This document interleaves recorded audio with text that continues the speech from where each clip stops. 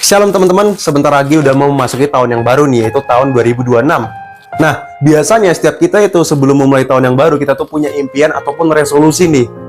Atau dalam artian lain, kita itu mempunyai harapan atau impian yang belum tercapai di tahun yang sebelumnya, dan kita itu berharap agar semua impian kita itu bisa tercapai dan tergenapi di tahun berikutnya.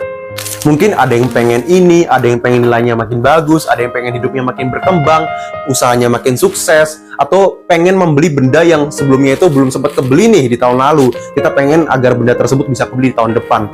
Ya, semua itu nggak salah dan semua itu adalah resolusi setiap kita.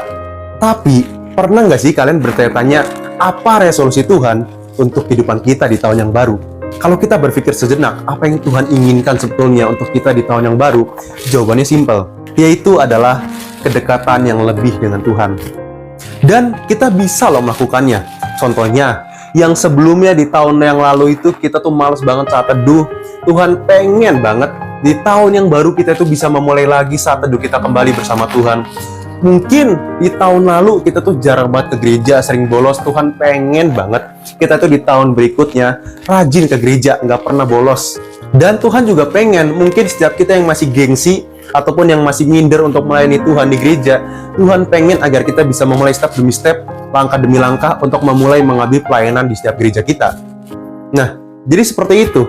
Karena apa? Karena Tuhan kita itu rindu agar setiap kita itu bisa semakin diperbarui menjadi sebuah manusia dengan karakter yang lebih baik dan juga sesuai dengan standar firman Tuhan.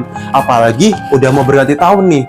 Dan satu hal lagi, resolusi Tuhan untuk kehidupan kita di tahun yang baru adalah Tuhan mau agar kita semua itu tutup buku dari segala macam hal-hal negatif ataupun dosa, kesalahan, pelanggaran kita di masa lalu, karena semuanya sudah terhapuskan dengan kuasa dari Yesus dengan pengorbanan di atas kayu salib. Tuhan punya kuasa untuk membatasi kita dari tahun sebelumnya hingga tahun berikutnya.